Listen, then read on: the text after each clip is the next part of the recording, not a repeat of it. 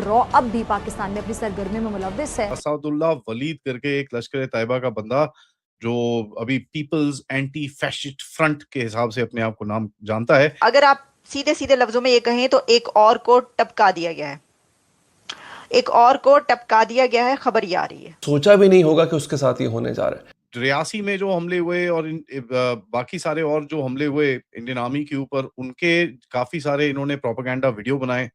जो बिहेडिंग हुई और जो एग्जीक्यूशंस हुए इंडियन सोल्जर्स के, उसके बारे में इसने काफी सारे वीडियोस बनाए। हम इसको इस तरह ले सकते हैं, वो आपको पता है कि टपक टपक के टपक रहे हैं, यानी कि कितने ही ज्यादा टपकाए जा चुके हैं। मतलब ये भी परेशान कुन चीज है। पाकिस्तान को एक तरफ भारत बॉर्डर और अब दूसरी जानिब अफगान बॉर्डर पर भी इस जहरियत का सामना है।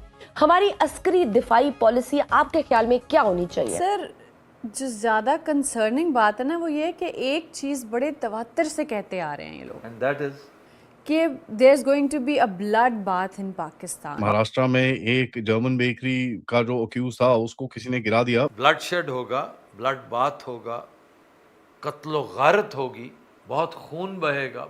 तो मेरा ख्याल है सब मुतफ़क़्क़ा है, ये बात सब इत्तफाक करते हैं इसके ऊपर, और इसमें कोई शक नहीं। अगर लेट्स से कि जंग होती है, जैसे हाई प्रोफाइल टारगेटिंग जो है ना वो ये करते हैं। जहां पर मुंबई अटैक्स को बड़ा ग्लोरीफाई करता था वहां पर ये, एंड जो सिविलियन मर्डर्स और सिविलियन डेथ्स यहाँ पर होती हैं, इंक्लूडिंग सिविलियंस और इंडियन सोल्जर्स की जो डेथ्स होती हैं, उसको काफी हद तक ये काफी हद तक। जय हिंद दोस्तों, स्वागत है आपका आपके चैनल जय भारत में। दोस्तों, हाल ही में एक बहुत बड़ी न्यूज़ सामने आई है जिसमें बताया जा रहा है कि ये पाकिस्तान के कुछ लोग हैं जो इंडिया के बारे में बहुत ही ज़्यादा गलत व उल्टा सीधा बोल रहे थे, तो राव के कुछ लोगों ने उन्हें ठोक दिया है। बताया ये भी जा रहा है कि कुछ अज्ञात लोगों ने उन्हें ठोका है और पाकिस्तान की जो आर्मी चीफ है व पाकिस्तान की जो आर्मी है वो अभी तक इसका पूर्ण रूप से पता नहीं लगा पाई। तथा हाल ही में कुछ दिन पहले भी कुछ अननोन मैन ने पाकिस्तान के 3-4 सैनिकों को उड़ा दिया था, तो उसका भी पूर्णतः रूप से पाकिस्तान की सेना पूर्णतः रूप से उसका पता नहीं लगा पाई थी। तो कहीं ना कहीं भारत और पाकिस्तान के विवादों को लेकर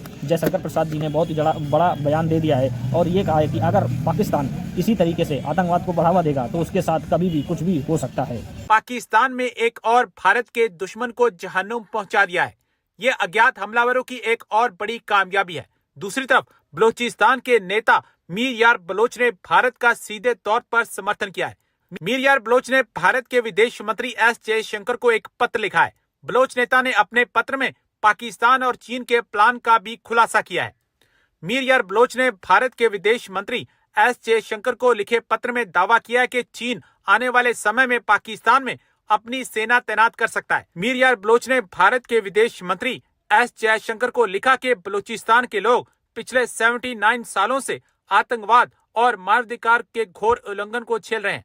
बलोच नेता ने लिखा कि अब समय आ गया कि इस गंभीर समस्या को जड़ से उखाड़ फेंका जाए ताकि बलूचिस्तान के लोगों के लिए स्थायी शांति और संप्रभुता सुनिश्चित हो सके। Apart from the fact Maharashtra में एक जर्मन बेकरी का जो अक्यूज था उसको किसी ने गिरा दिया, वो इस लिस्ट में नहीं आएगा, but that is also happened. 1 तारीख को ऐसा कुछ देखना बड़ा इंटरेस्टिंग है, एक बड़ा इंटरेस्टिंग मैसेज भी है। अब पता नहीं किसने किसने मारा, किसके लिए मारा, क्यों मारा, क्या मारा, किसी को कोई आइडिया नहीं है, बट वो जरूर मरा है। इसके बाद बड़ी इंटरेस्टिंग सी और खबरें आई पाकिस्तान से, जहां पर असादुल्लाह वलीद करके एक लश्कर तैयबा का बंदा जो अभी पीपल्स एंटी फैशिस्ट फ्रंट के हिसाब से अपने आप को नाम जानता है, ये एक कोर प्रोपेगेंडा टेक्नीशियन है। अब ये देखिए, पिछले 3-4 हफ्ते से जो मैं आपको बता रहा हूँ कि सबसे बड़े तो ऑपरेशनली तो जो बंदे हैं इंपॉर्टेंट हैं वो तो जा ही रहे हैं, लेकिन इस टाइम पे जो फोकस मुझे दिखता है इज ऑन द प्रोपेगेंडा और जो ऑनलाइन रेडिकलाइजेशन का जो जितना पूरा गेम है उसको साइड करने का। ये रियासी में जो हमले हुए और बाकी सारे और जो हमले हुए इंडियन आर्मी के ऊपर, उनके काफी सारे इन्होंने प्रोपेगेंडा वीडियो बनाए। जो बिहेडिंग हुई और जो एग्जीक्यूशंस हुए इंडियन सोल्जर्स के, उसके बारे में इसने काफी सारे वीडियोस बनाए। इसका काफी मतलब ये ऑन एकदम हैंड्स ऑन वाला बंदा था और साइकोलॉजिकल एम्प्लीफिकेशन में इसकी काफी हद तक ट्रेनिंग भी हो रखी थी। हिज आउटपुट वाज बेसिकली जो इसका जो चीजें बनाता था वो उसमें खून दिखाना और जो ब्रुटैलिटी, जिस तरह से गंदी तरह से लोग उल्टे, जस्ट द शेयर फैक्टर कि इसमें लीडरशिप आएगी, दैट मीन्स ये कोई एक इंपॉर्टेंट बंदा था और इसका जो एक रोल था, एक सेंट्रल रोल था, where he was able to, ये जो प्रोपेगेंडा वीडियोस बना के दूसरों को रेडिकलाइज करने में इसका काफी एक सेंट्रल रोल था।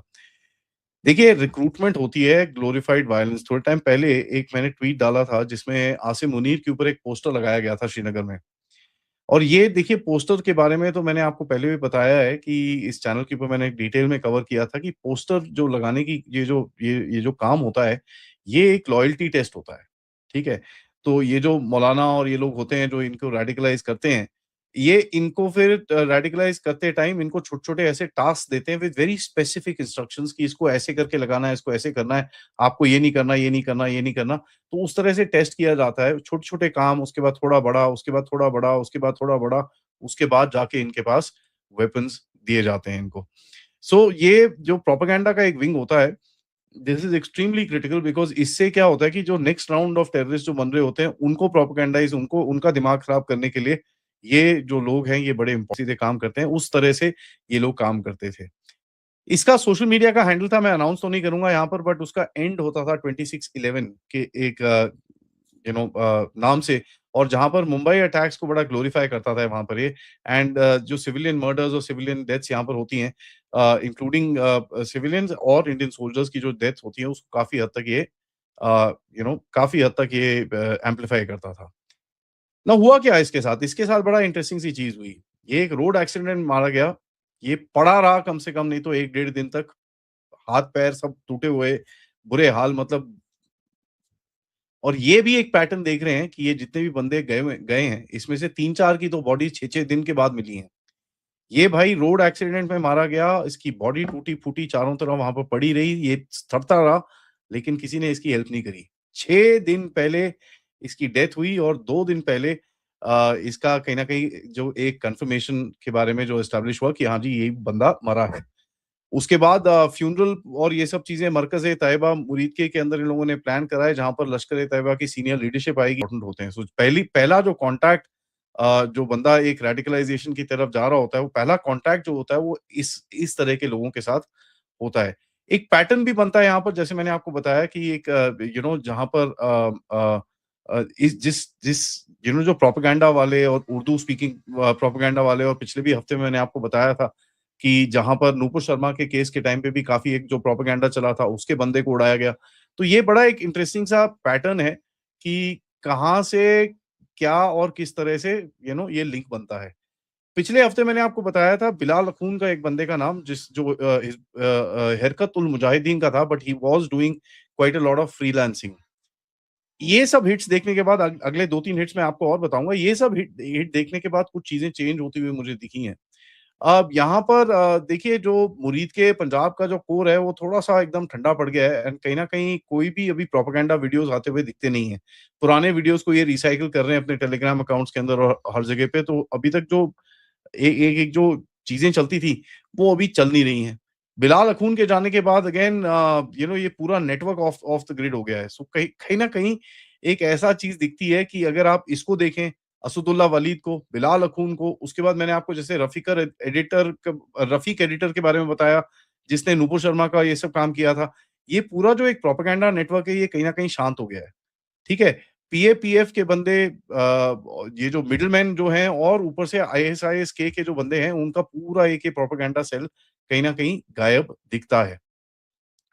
देखिए, एक और चीज़ हुई है कि 3-4 हिट्स और हुई हैं। आई होप आपने वीडियो में एंजॉय किया होगा। तो ऐसे ही वीडियो देखने के लिए सब्सक्राइब कीजिए जय भारत चैनल को।